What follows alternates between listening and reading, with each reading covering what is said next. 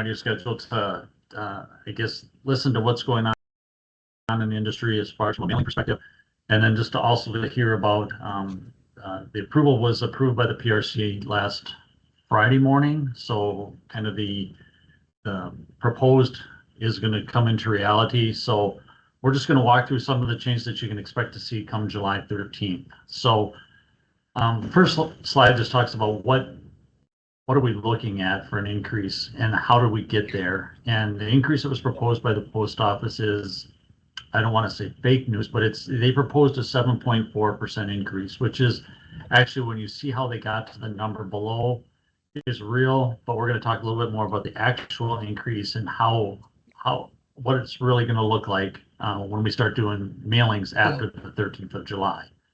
So if you look down below, it just talks a little bit about this. How do we get to 7.4%? The post office has always had the increase linked to the CPI, which is the Consumer Price Index of 2.9%. The density adder, which is very similar in the parcel world to, let's say, a residential or a rural delivery, that's surcharge, because the quantity of mail is going down the further they have to travel. So now they have a density adder of 2.16%. The retirement at 2.3%. That was set up for those who've been around for a while when they the big discussion was that they were underfunded their pensions for the employees, so they made it required that they had to have something in the increases to account for funding the retirement of the employees. And that actually this is the last increase or the last rate case that can have this retirement on it. So the good news is that 2.3% that we see in the calculation today will be gone on the next increase when it comes in 2026.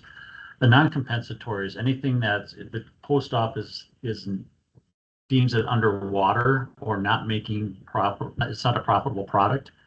You see the periodicals having a 2% adder there.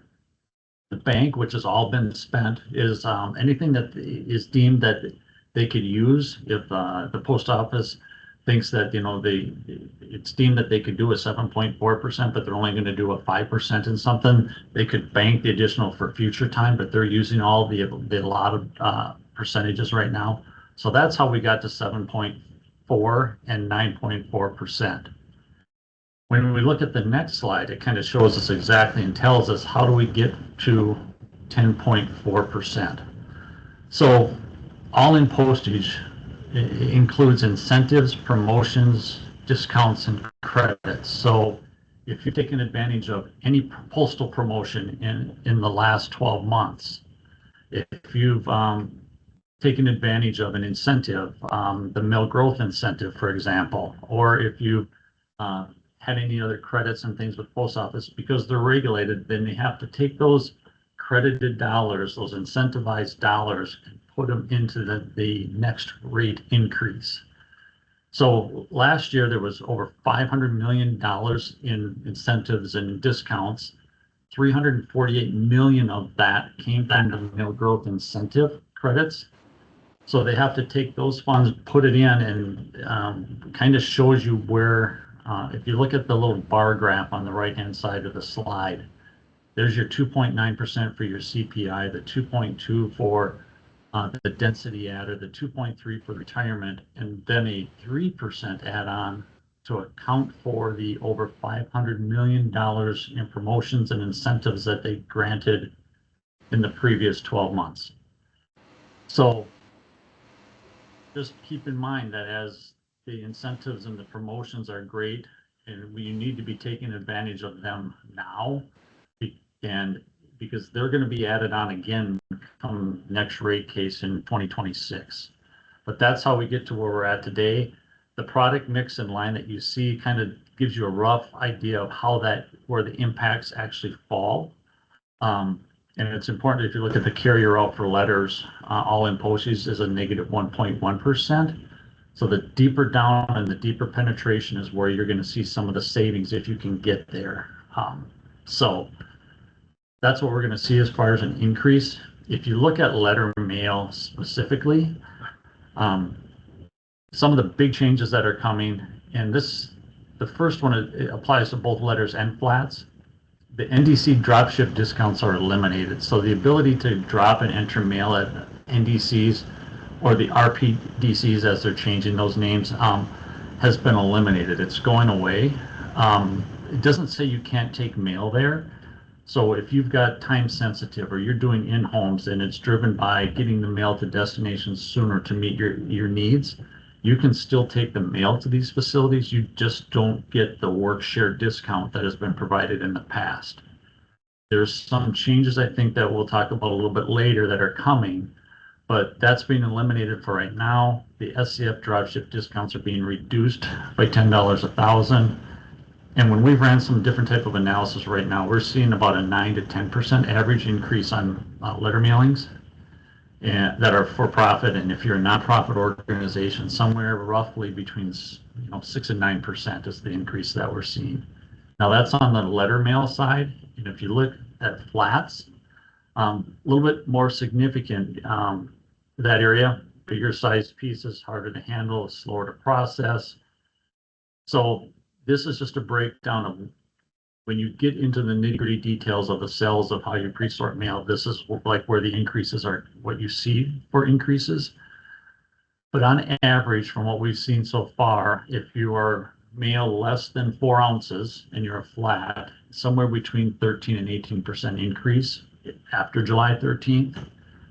The thing to note is if you are what we call heavy flats, if you're more than 4 ounces, the industry and a lot of them have moved to get away from the per piece per pound calculations to try to determine how much postage is. So if you were a lighter weight flat, it was cheaper to mail. But the heavier are, we're actually seeing, we've analyzed pieces over 8 ounces, 8 to 12 ounces. They're actually seeing a postage savings from what they spent this year to what they'll be paying after July 13th of this year. Again, to balance off the scale, if they're going to taking a majority of the mail that is flats falls into that less than 4 ounces or lighter weight, maybe 6 ounces and less. And because there's such a heavy preponderance of mail in that category, the heavier you get, they've been able to get a discount to get to the numbers to make sense. If you're a periodical mailer, this is kind of what it looks like. It's 9.4%. Again, that's the rate authority. That's where the increase is going to fall, but it really depends on, because of the schemes and the containerization process and preparation that periodicals have. We've seen in our analysis that we've done, flats are anywhere from right around 9 or 10% all the way up to 22%, depending on how it falls, where the containerization, bundles, pallets, tubs.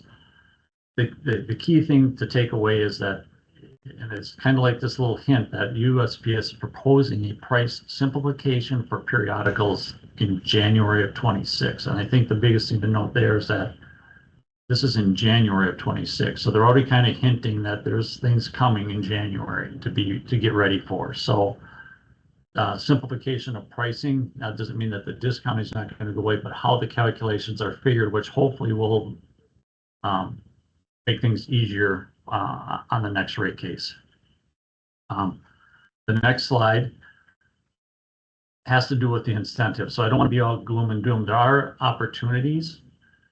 If you're a catalog mailer, if you're selling products in your catalogs, right now to date, there is a catalog incentive that is available, and it's simply when we do the preparation work, the pre-sort, we click a box and you're able to get a discount. And the post office has deemed that this incentive is too general, it's too generic in nature, and so that will fall off on July 13th. So that 1% or that $1,000.01 will go away on the discount that you're receiving now if you're a cataloger. And August 15th, and I don't want to steal the thunder from Britt, should be talking more in depth about this, but there's a discount coming that you can earn 10%. And it's kind of got some of the rules here as far as what you need. You need to be at least 12 pages, you need to stitch and bind or be bound, and you have to be selling a product. And it's very simple. You have to be driven to a site where I can place an order. So that's coming, registration in August. It will start October 1st. and run for 9 months through June of 2026. That carries a 10% discount. So if you're a cataloger and you're selling products in your catalog, all the increases we've just talked about can be taken away if you participate in this. There's also the mail growth incentive. Registration deadline for that was last Friday. So hopefully those of you who have qualified, you have to mail over 1 million pieces in the year. So if you're mailing less than 1 million, before you can get the discount anyway, or it's a pre-established baseline. So if you mail 5, 10, 15 million pieces in a year, that's your baseline. And then the discount kicks in after you exceed the 1 million pieces or the predetermined baseline that you've registered and agreed upon with the post office. But that's a 30% discount on your mail. Those incentives are out there. Just want you to be aware of them. Another thing to keep in mind, the next slide, this just came out here the last week. There is a upcoming USPS webinar that will be held. Tyler will put this in the chat so that you can get access to the link. But I recommend if you're a cataloger to get on this webinar to at least listen in. We will follow up with some information out to people on this call with information as it's established. We have questions that aren't yet answered, even with the frequently asked questions. But the guide to this particular promotion is not even established yet. So hopefully here in the next 3 weeks, we'll have more information regarding what the actual catalog insights promotion really looks like. And lastly, what's kind of on the horizon? We talked a little bit about with the periodicals, January of 2026. There's been hint and discussion about zone skipping for mail. It has been very quiet the last 90 days, last quarter. I would expect that once the rate case settles in, things are done, we'll start hearing more about this. We talked about NDC discounts going away for drop shipping. The hint is that this zone skip thing is coming into fruition, and it's been around forever in the parcel world.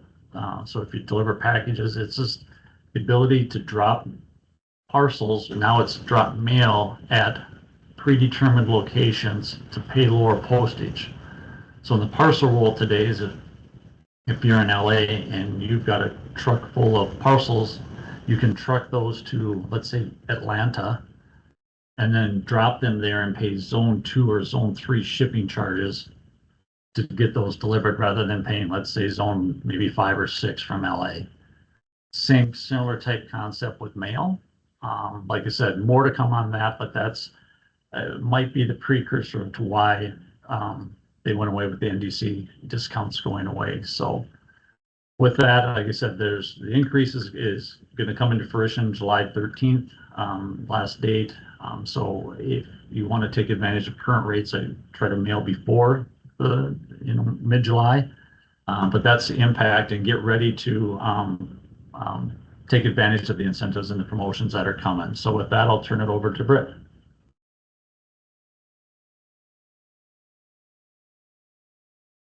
Thanks, Eric, and thank you again, everybody, for joining us today. I will review the 2025 promotions that you can still take advantage of throughout the rest of the year here, and then touch on the 2026 proposed promotions as well. So here's the remaining 25 promotion calendar. The first one is the integrated tech promotion. This is a 6-month floating timeline. So there are people that have already taken advantage of this starting in January of 25, and now we are coming to the end of their 6-month time frame at the end of June here, and then hopefully start another promotion for the remaining 6 months of the year. If you have not began your promotion for integrated tech 6-month time period, you can start here at the end of June to claim that 3% discount. So integrated tech usually involves some kind of eligible technology. So augmented reality, mixed reality, virtual reality, integration with voice assistants, video and print technology, near field communication, mobile shopping, and artificial intelligence. And our most common one that we help our customers participate in is the mobile shopping or QR discount. The new one is the artificial intelligence option, where you can use AI to generate a statement or an image on your mail piece, and you would submit that to the post office for approval. And as long as it's printed in the book or your mail piece, you can claim that 3% discount. So, and like I said, that was a 6-month floating timeline. The next one is tactile sensory interactive promotion. And this is an option for 4% discount. And you just do an additional process on your mail piece with specialty inks, sensory treatments, or interactive elements. Specialty inks would be like a sheen, or you can do a coating like a soft touch. That would be a sensory treatment, and interactive elements would be multi-folded inserts where you have to pull something out and see. You can add texture, scents, all kinds of things. If you have those options on your mail piece already, you can submit them to the post office for pre-approval and use that promotion. Like I said, that's a 4% discount, and that's running until the end of July, or expires on July 31st. And then continuous contact is April 1st through December 31st. This is a new promotion this year. What this is it offers a discount for consecutive follow-up mailings. So you do an initial mailing to your customer database, and any supplement mailing to 90% of that customer can get a 3% discount on that mail. They have to vary a little bit, but that, again, is going through the end of the year currently. With the catalog incentive coming out, it's possible that you do the continuous contact for a short time period, and then if you qualify for the catalog discount, then we would switch over to doing that, because the initial mailing for continuous contact cannot claim the 3%. It's only on the follow-up mailings. Reply mail is a 3% discount if you have a BRE or any kind of business reply mail. When it gets returned to you, the postage is charged. That postage gets a 3% discount, and that is running July 1st through December 31st. And then the other new promotion for 2025 is first class mail advertising. We'll go September 1st through December 31st, and simple description is marketing mail mailed at first class rates will get a 3% discount. And then compared to last year, there was a standalone informed delivery campaign promotion. This year, they took that base promotion away and changed it into an add-on. So there are 2 add-ons this year: the informed delivery, which is another 1%, and then sustainability, and that is also another 1%. So if you are claiming any of the previous promotions that I had just discussed, other than the reply mail, you can also add on additional 2% with an informed delivery campaign and then a sustainability promotion. So if you were to do a sensory treatment on your mail piece for 4%, an informed delivery campaign for another 1%, and the paper was sustainably sourced for an additional 1% on your mailing, for all of that would be a 6% discount. So then if we go to the next slide, like I said, those are all the 2025 promotions, and then we're going to talk about this newly implemented catalog promotion. And as Eric said, it is designed for catalogers. We did have the 1% incentive. So the incentive is going to be replaced by the promotion here on October 1st and run through June 30th. As long as this mail piece is bound and as at least 12 pages in an organized listing of products or services offered for sale and can be a fulfillment type piece and contain enough information for an order to be placed and access prices. You can get that 10%. And with it just being approved last Friday, there are a lot of questions. And like Eric said, the guidebook is not available yet. And I've found conflicting information if you can include the add-ons with this catalog promotion.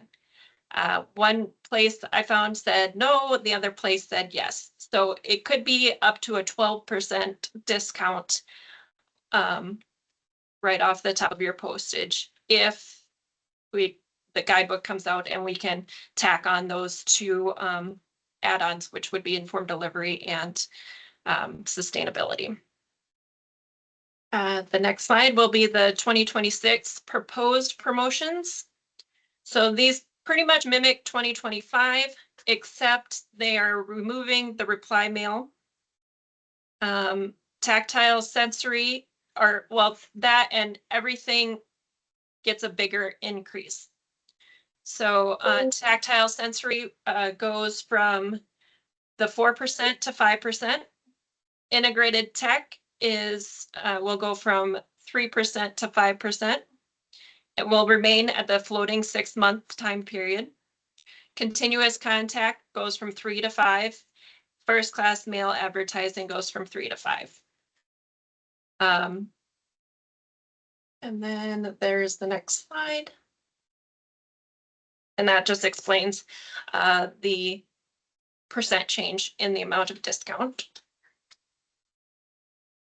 And I included the resources, so you can go to postalpro.usps.com/promotions and find a lot of this information, questions, how to register. It's a very useful tool, but of course you can always reach out to us here at Midstates, and we will help you navigate through the process. And because we definitely want to take advantage of all of the promotions if you can, because Eric talked about that there was 500 million credits issued out last year. And the reason for such a giant increase is because post office wants that money back. So given the 10% catalog promotion discount come next year's increase, they're going to want that money back. So absolutely always want to take advantage of as much of a discount as possible. Let's see. And then I can turn it over to Chad now, the VP of Customer Support, to talk about how you can flex your specs. Yeah, so good afternoon. Like they said, thanks everybody for jumping on the webinar. Like both Britt and Eric had said, we want to take advantage of the promotions always, right? We can get some sort of kickback since postage is usually the highest cost per piece as we're mailing it out. The other thing we do with Midstates here is we market your flex your specs. It can also help offset some of your postage increase. Basically what it's going to do is if you are willing to make a change, something to do with your piece, what does that look like? So a few of the things that we work with our customers with on flexing your specs, the big ones are paper, your size, your format, and then of course, if you are not taking advantage of any of the co-services, get you into some sort of, a consolidation, co-mingle if it's letter sized, or co-mail if you're doing a flat. So I'll go into some slides here to explain. So paper, couple things that you can do is, does it need to be on 100-pound paper? So if you're running a 100-pound cover, say on the outside of a catalog, can you go down to an 80-pound? Can you take it even lower? Can you get it down to a 70 pound? A couple things that'll do is not only does it lower the weight, but because you are paying per hundredweight, you can pay less for the actual paper that you're printing on. So again, when it comes to budgets, what do you have? If you put your budgets all in for what you need for postage and what you need for your print piece, we can get down into that dollar value that your budget can withstand. Same with the body. We're starting to see a lot of our customers start lowering some of their body paper. A lot of the customers that we've seen going from the 60 and 70 ranges down into the 40s and 50s. You can even get into the 30, 2, 35, 38 grades of paper for them. So, and again, it's all on, what's in your magazine. And again, with the paper, the lighter the paper, the lighter the piece. Eric alluded to earlier that, if you can get under that 4 ounces, if you're a flat, that's a gets you out of that pound per piece range. It's a tremendous amount of savings. So, again, we put on here, we had a client, we were able to make a couple of changes with them to get them under the 4 ounces by lowering the paper. So they saw a 3% savings on their postage, but they also saw a 3% production cost savings just by changing the substrate, if you want to call it, of the paper that they were using. On the next slide here, we talk about grade. This can have a pretty significant decrease in terms of the grade. Again, once you get into that, say, 100-pound cover or an 80-pound cover on the outside of your piece, can you get into an 80-pound text? Can you get it into an 100-pound text? Sometimes some of that paper, it's almost 25% savings just in the paper itself when you're talking about coming down with a grade. If you go from, say, a 60 number 3 on the outside of a Slim Jim down to a 60 number 5, again, basis weight is the same, so your piece is still the same. It all feels the same. It's a little bit, say, less white. So a lot of our customers that if they have a cover that's got a full ink job on it, really they could go from a number 3 down to a number 5 and you wouldn't even know the difference. So again, if you look at that from an average savings of a 3 to 7% to go from, say, that 100-pound cover down to a 100-pound text, or an 80-pound text down to a 70-pound text, there's just the variables are, immense when it comes to what that paper is. It's, again, what as a customer are you willing to, make a change with? And here at Midstates, again, you can reach out to any of us. Your salesperson, the sales manager, myself, Eric, whomever, to get that done.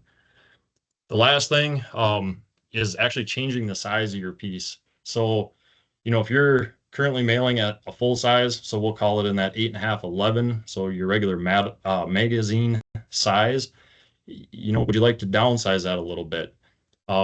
If you're over the 4 ounces, you should absolutely try to, shrink that, if you want to call it, to get it down so it's under the 4 ounces. If you go from, say, an 8.5 size piece down to an 8 size piece, you're looking at a 3 to 4% just in the paper savings alone. If you really want to, skew your job down, so if you take an 8.5, 11 down to like an 8 by 10.5 or a 10.25, those skew numbers are pretty close. So you don't actually have to redo any of your graphics, but you'd be looking at a 3%, 3 or 4% savings on the width, and you'd also be looking at about a 3 or 4% on the head to foot, or getting you into a different cutoff. So again, you can save on the paper, you can save on the weight, and you can also get to when you get down to some of the other sizes, you can take it from, say, an 8.5, 11, and then get it into, say, a Slim Jim size or a digest size. And again, one of the examples we had here is we were to take a customer just recently. They were at a full flat, 600. They were north of 500,000 pieces there, and 120,000 just in postage. So by getting them down to that Slim Jim, we took them from the flat rate down to a letter rate, and really all it boiled down to was just them changing the size of the piece that they were mailing. So, and the next slide kind of gets into the other aspect with it is the format. And again, this goes back to changing it from a flat down to a letter, or from a, which would be a Slim Jim or a digest size piece. But we're starting to see a lot of customers do this as well. One of the things that we could do here is you could take like your 8.5, 11 size piece, say it's 32 pages, you could get into it, which is a flat. You can get into a, 5.5, 8.5, which is a digest, and make it say 64 pages, and now you're down to letter rate. So when you get into that letter rate, and again, you're looking at just in terms of the format change, you can be going into a 3 to 5% savings. One of the things we just worked with here, and we talked about the formatting, if you get to say, we had a customer here that we were doing a 32-page digest for. So from a square inches standpoint, it was a 5.5, 8.5, it was 32 total pages. We actually moved them up to a 16-page flat, but then we chop folded it to get it back down into that letter rate size. With the digest, you're still tabbing, we're still inkjetting. With the chop fold, you're doing the same, but we were able to save them 35%. A couple things with that is because a Slim Jim, you have to run 60-pound paper on the outside. A digest size piece, you have to run 50-pound paper on the outside, where if you do a 16-page flat, you can go down to 40-pound, and then with the chop fold, that qualifies as letter rate. So we could really get them down from the full-size piece on heavy paper, get it on a little bit lighter stock, chop fold it for them, get them into letter rate. They had the trifecta in terms of savings to offset some of the postage increases they would have saw going forward here. And as for the co-services, and this is something where if you're not doing it, the consolidation, you can do it for both letters and flats.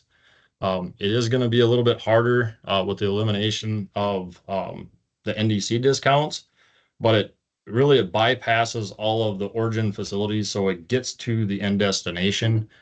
So you do see a little bit of a delay there with the consolidation, but again, it offsets some of the postage increases.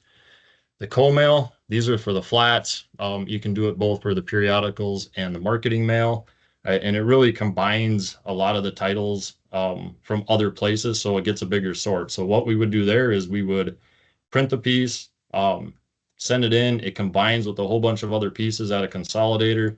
Everybody gets to share in the discount instead of having, say, a 50,000 piece run or 50,000 pieces at mail origin all by itself. It can get into the millions of pieces that other customers get to take advantage of a postage savings.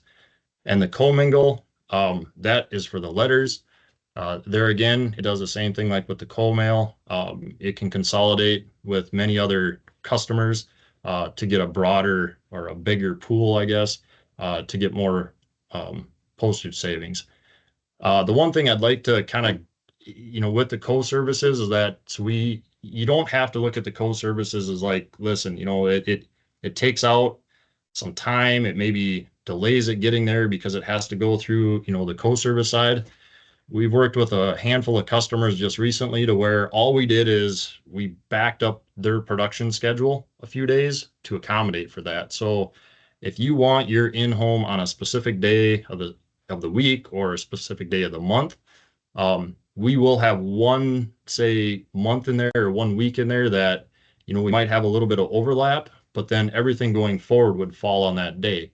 It's just a matter of if we need to hit the in-home, say, on the 15th of the month, and you want to move it from origin over to co-services, we just have to, back up the start date that many days. Well, then the next month, we would get your files in, or the production date would start on that month, on that day of the next month, and then it would have the same in-home going forward. So we would get back into that mail sequence if that is of a concern, for you to hit the your end client. So that's just one thing with the cold services. It's probably the biggest pushback we've had is, well, how do I get in the in-home all the time? Well, we can work from the in-home going backwards in terms of when we need things in-house.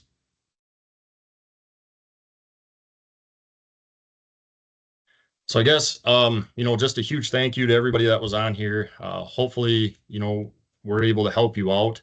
Um, just keep in mind, Midstates is here, to be a partner with you.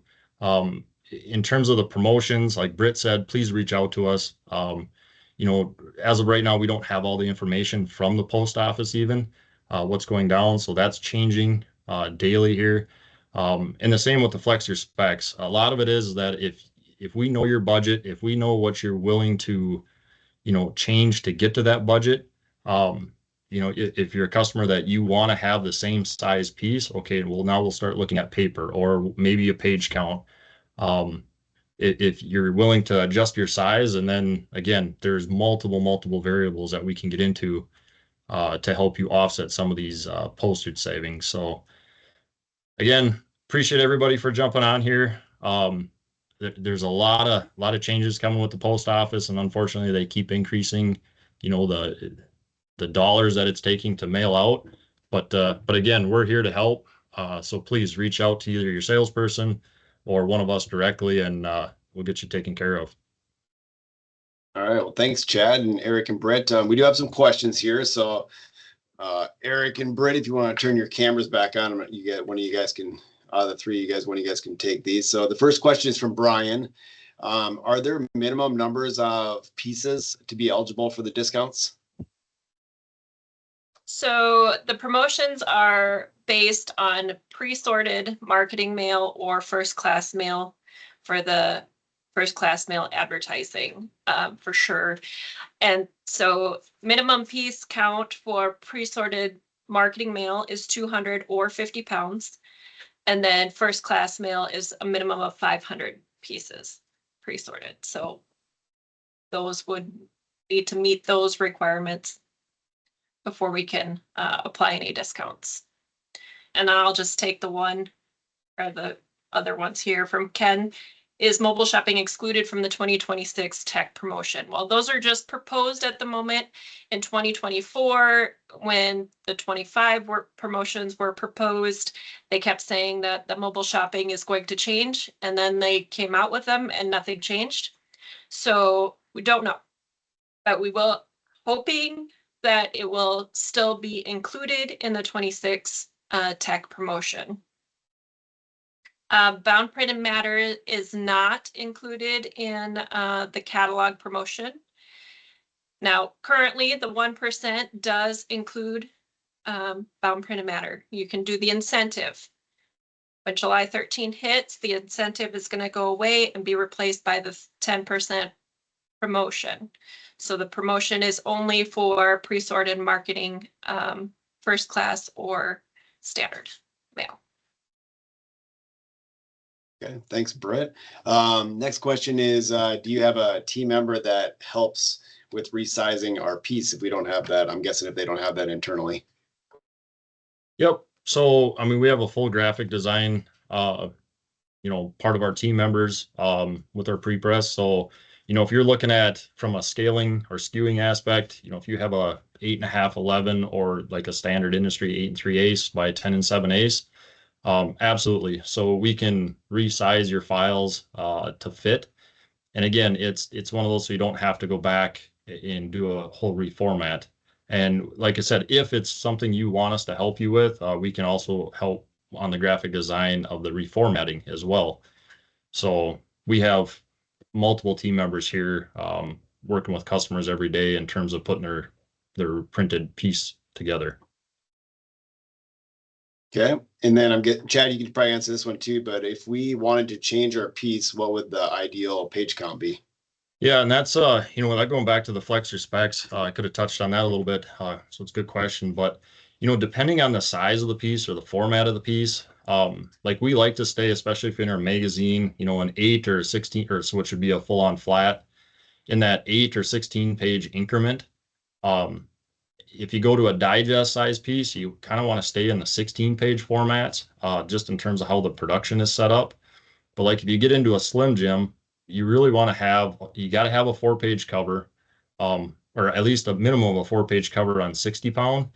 So what I like to talk with a lot of my customers is like, keep the body to 16 pages, but have a cover to go with it. So like a good format would be like a 36 page Slim Jim, or, you know, a 68 page. So you have 64 pages of body, and then you have a 4-page cover that you can put that 60-pound on. Now that, again, you know, not to go all into the variables, but it depends on your quantity and things of that nature, because if it's a small quantity, you might be better off to run 16 pages all on the 60-pound with a lighter inside section. But if you're running 100 to 200,000 Slim Jims, you'd be better off to keep the body on the 16 pagers and then have just the 4-page cover, so you don't have, you know, an additional 12 pages on heavier paper. And again, we can run all aspects, the 4s, the 8s, and the 16s. So I'm just throwing out, if we're talking ideal from the printing world, that's what fits the machines the best, and that's where you get to optimize the most, you know, bang for your buck in terms of paper being run through the press. Okay. Next question is, what is the postal increase percentage on BPM? I'll take this one, Britt. It's, if you look at just the per pound piece, stayed the same, whether it's a parcel or a flat, if you're mailing it bound for the matter today. But it's right up there with everything else, somewhere between 10 and 12%, you know, on the pre-sorted piece increase. And then have another question here. Does the continuous contact promotion need to be approved by the post office?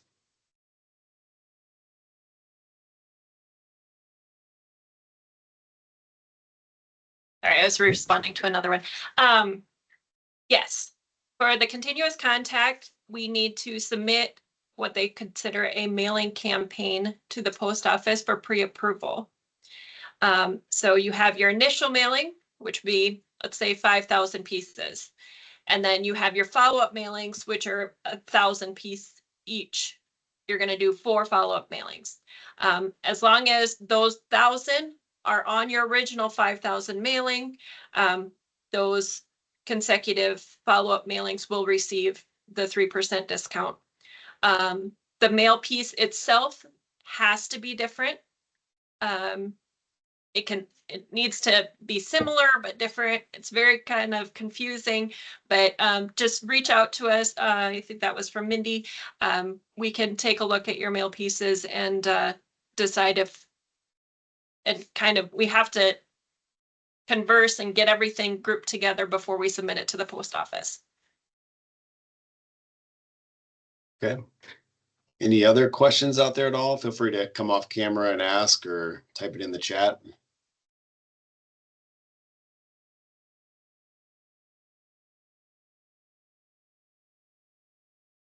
Okay, well, if there's no other questions, thanks for everybody for joining us. Like Chad and Britt and Eric said, you know, there's a lot of things that are not finalized yet, so feel free to reach out to us. And, you know, we can hop on a call with our mail team or our leadership team. We're here to partner with you guys through this process and changes to make sure you're maximizing your budget, and we're here to give you options. That way we can help you guys out. So thanks for joining us today, and give us a call if you need anything. Thanks a lot.